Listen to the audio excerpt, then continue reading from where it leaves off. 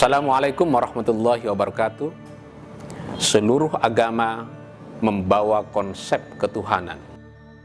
Itulah yang dinyatakan oleh Al-Quranul Karim. Wa ma arsalna min qablika min rasulin illa nuhi ilaihi annahu la ilaha illa ana fa'budun. Tidak ada seorang rasul yang diutus oleh Allah sebelum Nabi Muhammad kecuali diwahyukan kepada mereka, la ilaha illa ana, tidak ada Tuhan kecuali aku, fa'buduni, maka sembahlah aku. Dengan demikian seluruh agama-agama, terlebih agama-agama yang berada di dalam rumpun agama Semitik, Abrahamic religion, seluruhnya membawa Tuhan yang satu, Tuhan yang tunggal, atau yang disebut sebagai mono. Bahkan kalau kita merujuk kepada sejarah, sebelum Islam datang, direkam di dalam Al-Quran bahwa masyarakat sebelum Islam juga menggunakan kata Allah. Wala in sa'altahum man khalaqas samawati wal ardi wa syakhkhara syamsa wal qamar la yaqulunna Allah. Kalau kamu Muhammad bertanya kepada masyarakat sebelum Islam, siapa yang menciptakan langit dan bumi dan siapa yang menundukkan matahari, maka mereka akan berjawab la yaqulunna Allah. Mereka akan berkata Allah. Jadi kata Allah itu adalah kata yang juga dipakai oleh masyarakat sebelum Islam untuk menunjuk kepada sebuah zat yang sangat agung, yang sangat mulia, yaitu yang menciptakan alam semesta ini. Hanya mereka belum menyebutnya Allah, tapi menyebutnya Allah.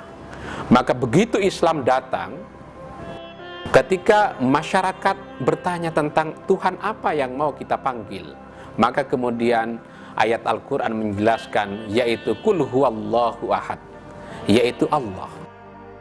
Dengan kata Allah yang dipakai oleh umat Islam ini, maka muncullah sejumlah kritik bahwa Nabi Muhammad menyebut Tuhannya sama dengan Tuhan-Tuhan masyarakat sebelum Islam. Mereka tinggal mengkopi istilah yang dipakai oleh masyarakat sebelum Islam. Maka kemudian turun ayat Al-Quran, Qulid'ullaha awid'ur rahman ayyamma tad'u falahul asma'ul husna. Tidak ada masalah dengan nama, apakah kamu menggunakan kata Allah atau kamu menggunakan kata Ar-Rahman, karena setiap nama-nama yang baik itu juga bisa menunjuk kepada sebuah zat yang mulia, yaitu Allah Subhanahu wa ta'ala. Ingin keluar dari kritik masyarakat pra-Islam itu, maka dijadikanlah, maka dibentuklah, maka dibikin modifikasi dari kata Allah menjadi Allah, dari tarkik menjadi tafhim. Perubahan dari tipis menjadi tebal inilah yang dilakukan oleh umat Islam sebagai penanda perbedaan antara Allah di dalam masyarakat sebelum Islam dengan kata Allah di dalam Islam sendiri. Tapi persoalannya, sekalipun Tuhan yang kita sembah adalah Tuhan yang satu, ilahuna wa ilahukum wahid, tapi kenapa terjadi perselisihan di kalangan umat Islam, di kalangan umat beragama?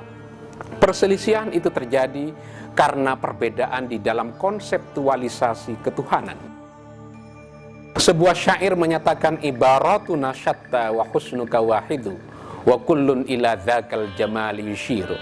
Ibaratuna syatta, bahasa kita berbeda-beda, wa husnuka wahidu, kecantikanmu itu satu, wa kullun ila dzakal jamali yushiru, dan setiap orang sebenarnya mengarah kepada kecantikan yang satu itu. Allah itu satu, tapi bahasa yang dipakai oleh manusia untuk menyebut Tuhan yang satu itu bisa berbeda-beda.